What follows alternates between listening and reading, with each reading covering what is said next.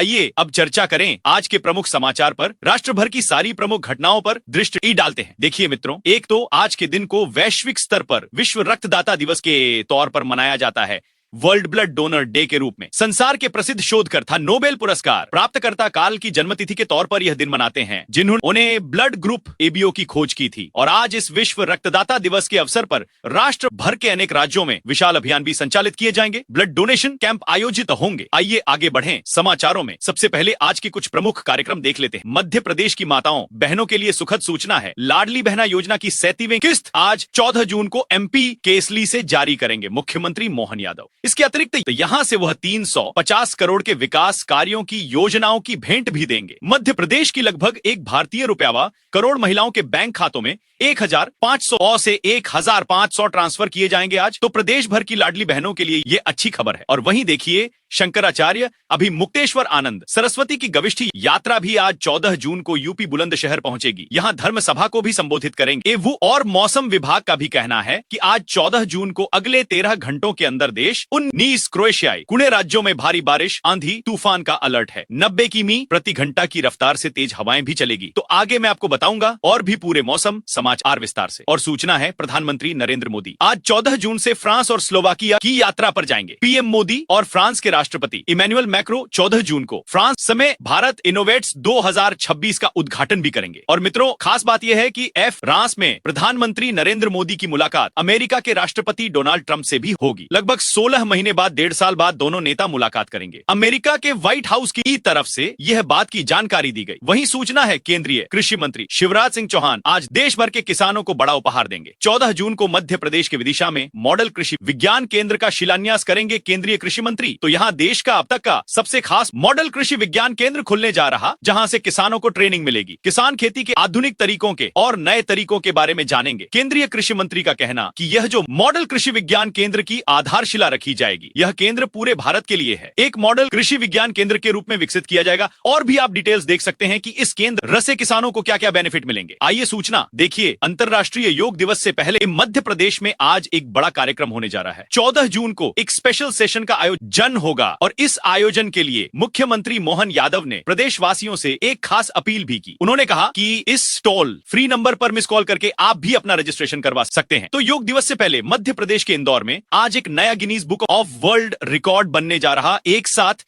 सबसे ज्यादा लोग ऑनलाइन योगा करेंगे। इंदौर के लोगों को भी जुड़ने की अपील की है। आयुष मंत्रालय और मध्य प्रदेश सरकार की साझेदारी के साथ ये आज 14 जून को विशेष ऑनलाइन योग सत्र का आयोजन होगा। और आप भी इस टोल फ्री नंबर के माध्यम से जुड़ सकते हैं इसमें ऑनलाइन। वहीं 14 जून को हरियाणा पंचकूला पहुंचेंगे दिग्विजय चौटाला। जिले में 12 कार्यक्रमों में शिरकत करेंगे। और मारुति सुजुकी कंपनी ने बड़ा ऐलान किया, कहा कि 14 जून तक गाड़ी बुक कराने पर आपको ऑफर का फायदा मिल सकता है, क्योंकि फिर मारुति कंपनी अपन ही कई सारी कारों की कीमतें बढ़ाने जा रही। तो अलग अलग मॉडल्स पर आज आप ऑफर का बेनिफिट ले सकते हैं। वहीं देखिए, दिल्ली सरकार भी स्वच्छ यमुना के लिए एक बड़ा अभियान शुरू करने जा रही है। 14 जून को सफाई अभियान में जुटेगी दिल्ली की रेखा गुप्ता सरकार आज से ही Yamuna river front cleanliness campaign 2026 शुरू करने जा रही हैं, जिसमें मुख्यमंत्री रेखा गुप्ता खुद भी यमुना आके सफाई और संरक्षण अभियान में भाग लेगी। वहीं नोएडा इंटरनेशनल एयरपोर्ट के लिए ये भी 14 जून से बस सेवाएं शुरू हो जाएगी। तो ये तो मित्रों आज के कुछ प्रमुख कार्यक्रम रहे। और आइए आगे बढ़े समाचारों में। देखिए आप अगला अपडेट। अमेरिका ईरान युद्ध के बीच आखिरकार जिंदा मिसाइल के साथ भारत पहुंचा। एक और ऑयल टैंकर इसी टैंकर जहाज पर ओमान तट के पास हमला हुआ था, लेकिन उसके बावजूद ये 2000 किलोमीटर का सफर पूरा करके कोच्चि आ चुका है। इंडियन नेवी ने इसकी मिसाइल भी निकाली। इस टैंकर में ही मिसाइल फंस गई थी, जिसके जरिए इस टैंकर पे हमला हुआ था। तो वो मिसाइल भी इसके साथ ही फंसी हुई यहां आई। और अभी अमेरिका ईरान जंग पर लेटेस्ट अपडेट ये आ रहा। अमेरिका के राष्ट्रपति डोनाल्ड ट्रंप बोले कि ईरान से आज रविवार को शांति समझौता होगा और उसे हम कोई पैसा भी नहीं देंगे। डील के बाद और रूट भी सब ई के लिए खुल जाएगा। तो मित्रों, भले ही ट्रंप ने यह कह दिया हो कि आज समझौता हो जाएगा, लेकिन ईरान का यही कहना है कि आज कोई शांति समझौता नहीं होगा। अभी तक इसकी तारीख तय नहीं हुई है, जबकि अभी एक दिन पहले पाकिस्तान ने भी कहा था कि 24 घंटे में डील हो सकती है अमेरिका ईरान के बीच। और अमेरिका भी कह रहा है कि समझौता होने जा रहा है, लेकिन ईरान अभी भी साफ साफ मना कर रहा है कि हमारे बीच समझौते को लेकर कोई बातचीत नहीं हुई। जबकि पाकिस्तान के प्रधानमंत्री शहबाज शरीफ ने भी यह दावा किया दिया कि 24 घंटे में खत्म हो जाएगा ईरान अमेरिका युद्ध, लेकिन न ईरान ने जवाब दिया कि ऐसी कोई बातचीत या समझौते को लेकर सहमति नहीं बनी है। वहीं अमेरिका के विदेश मंत्री मार्को रूबियो और हमारे भारत के विदेश मंत्री डॉ एस जयशंकर के बीच भी अभी एक दिन पहले हॉर्मज रूट को लेकर बातचीत हुई। यह कहना है अमेरिकी विदेश मंत्रालय का। वैसे अभी आपको पता होगा एक दिन पहले हमारे देश में भी केंद्र सरकार ने पेट्रोल पंपों पर कोटा सिस्टम यानी लिमिट लगा दी है, जिसके तहत अब तय लिमिट में ही डीजल खरीद पाएंगे। कमर्शियल व्हीकल्स वगैरह के लिए और रिटेल ग्राहकों के लिए अलग अलग लिमिट लगाई थी। यह नए नियमों के विस्तार से जानकारी मैंने आपको कल ही डीएलएस न्यूज चैनल के ऊपर बताई थी, अगर आप रेगुलर डेली खबरें देखते हैं तो। राइट। और वहीं देखिए यूएस ईरान डील पर एक और अपडेट आ रहा। अमेरिका के एक अधिकारी ने भी अब एक बड़ा दावा किया, कहा कि ईरान कभी परमाणु हथियार नहीं बनाएगा, समझौते की उम्मीद बढ़ी है। और पीएम मोदी के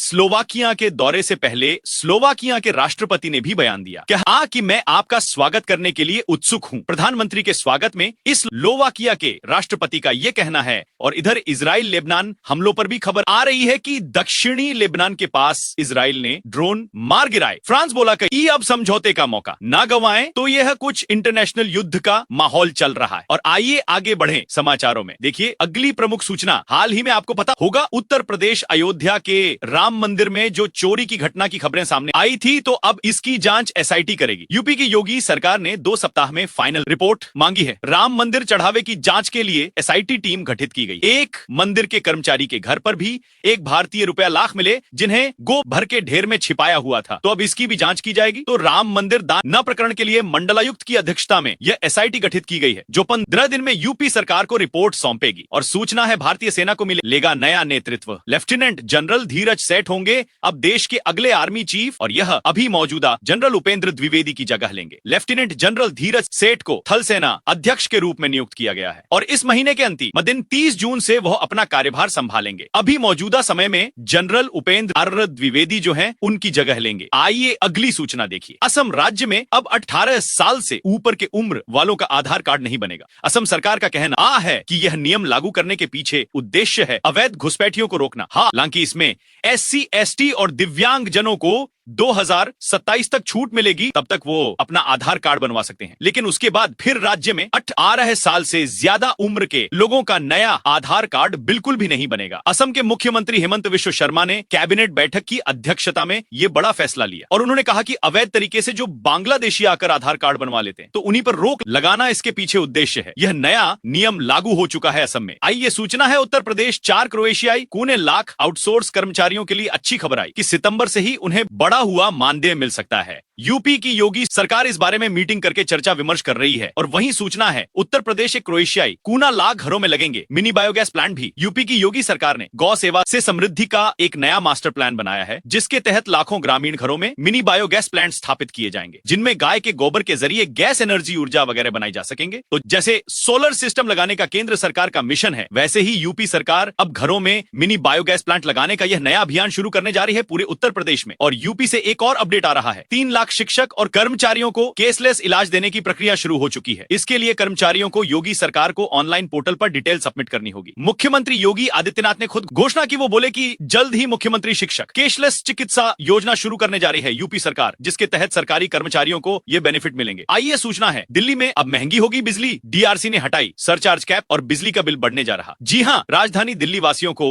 अब महंगाई का यह एक और बड़ा झटका लगने जा रहा है। 500 यूनिट से ज्यादा बिजली खर्च होने पर अब आपकी बिजली की दरें बढ़ जाएगी। और कितनी बढ़ेगी? तो 500 यूनिट प्लस निकलने पर 1 से 5% तक आपकी बिजली दर बढ़ जाएगी। डीआरसी दिल्ली में फ्यूल सरचार्ज भी बढ़ा दिए हैं, ये देख सकते हैं। इस बारे में ट्वीट भी किया गया। तो जहां पहले ही देश में महंगाई काफी ज्यादा है, पेट्रोल, डीजल, एलपीजी वगैरह खाने पीने की चीजें भी महंगी हो रही हैं, इस बीच अब दिल्ली वासियों को यह महंगी बिजली का भी बड़ा झटका लगा है। और एआई पर चौंकाने वाली प्रमुख सूचना देखिए। आर्टिफिशियल इंटेलिजेंस पर अमेरिका की सरकार ने बड़ा एक्शन लिया और दुनिया भर के लिए बंद कर दिया एंथ्रोपिक का नया अत्याधुनिक मॉडल। अमेरिका के राष्ट्रीय सुरक्षा और निर्यात नियंत्रण तंत्र के तहत एंथ्रोपिक के मिथोस जैसे इस एडवांस एआई प्रोग्राम को विदेशी नागरिकों की पहुंच पर रोक लगा दी है। यानी एंथ्रोपिक का सबसे एडवांस एआई मॉडल दुनिया भर में बंद हो चुका है। अमेरिकी सरकार को साइबर हमले होने का डर है। यही वजह है कि यूएस गवर्नमेंट ने यह आदेश दिया और एंथ्रोपिक के क्लाउड फेबल फाइव और मिथोस फाइव को दुनिया भर में बंद कर दिया है। आइए अगला अपडेट देखिए। हेल्थ को लेकर एक वैज्ञानिक रिसर्च सामने आ रही है कि योग करने से मिर्गी के इलाज में राहत मिलेगी, कम हो सकता है मानसिक तनाव। जी हां, हमारे भारत के एम्स के वैज्ञानिकों ने मिलकर एक अध्ययन किया, एम्स के न्यूरो विभाग के सीनियर प्रोफेसर ने, और इस रिसर्च में पता चला है कि जो मेडिटेशन योगा करते हैं उन मरीजों में मिर्गी को लेकर काफी सुधार देखने को मिलता है, तनाव कम होता है। अखिल भारतीय आयुर्विज्ञान संस्थान एम्स दिल्ली के वैज्ञानिकों ने मिलकर यह स्टडी की है। तो इसीलिए जिन लोगों को मिर्गी की बीमारी है वो नियमित योगा करें, ध्यान करें, मेडिटेशन करें, मेंटल एक्सरसाइज करें, कुल मिलाकर, क्योंकि ये बीमारी ही माइंड से जुड़ी होती है। तो जितना ज्यादा आप रिलैक्स रहेंगे, स्ट्रेस तनाव कम लेंगे, उतना ही ज्यादा सुधार देखने को मिलेगा। और सोना चांदी के भाव पर अपडेट आ रहा। इस सप्ताह सोना चांदी में गिरावट रही ऑल ओवर। आज संडे तो मैं आपको साप्ताहिक रेट बता देता हूं। देखिए, चांदी की कीमत सप्ताह भर में लगभग 14,500 भारतीय नेपाली रुपया तक कम होकर अभी 2 भारतीय नेपाली रुपया 43,000 प्रति किलो चल रही है, जबकि गोल्ड यानी सोना भी लगभग 6,500 भारतीय नेपाली रुपया तक सस्ता हुआ और अभी सोने का प्राइस 1 भारतीय रुपया 47,800 प्रति 10 ग्राम के लगभग चल रहा है। बाकी अलग अलग कैरेट के हिसाब से यह गोल्ड का प्राइस आप देख ही सकते हैं स्क्रीन पर। आइए, सूचना है टेटा कंपनी की। आईफोन पार्ट्स फैक्ट्री पर प्रदूषण फैलाने का आरोप लगा। तमिलनाडु पोल्यूशन बोर्ड ने बिजली काटने और प्लांट बंद करने की भी चेतावनी दी। और वहीं भारतीय किसानों के लिए भी अच्छी सूचना है, यूरिया के दामों में भारी गिरावट देखने को मिली है। वैश्विक बाजार में यूरिया की कीमतों में लगभग 50% से भी ज्यादा की गिरावट आई है, जिससे भारत को भी उर्वरक आयात पर बड़ी राहत मिलेगी। क्योंकि दुनिया भर में रेट्स कम हुए हैं तो भारत को भी सस्ते में मिलेगा, तो भारत में भी किसानों को सस्ते में मिलेगा। ऐसा ये देख सकते हैं आप इंटरनेशनल मार्केट में प्राइस कितने गिरे हैं। आइए, सरकारी कर्मचारियों के लिए एक अच्छी खबर आ रही है। केंद्र सरकार की तरफ से 8वें वेतन आयोग के नियमों को मंजूरी दे दी गई है। 15,000 की बेसिक सैलरी अब सीधे बढ़कर 45,000 भारतीय नेपाली रुपया तक हो जाएगी। जी हां, दरअसल बीते दिन केंद्र सरकार ने 8वें वेतन आयोग की शर्तों को मंजूरी दी है, जिसमें इस बात पर भी विचार विमर्श हुआ कि अगर फिटमेंट फैक्टर 3 कर दिया जाए तो 45,000 तक हो जाएगी बेसिक सैलरी, जिसका फायदा हमारे देश के 1.25 करोड़ से भी ज्यादा कर्मचारियों, पेंशनर्स को मिलेगा।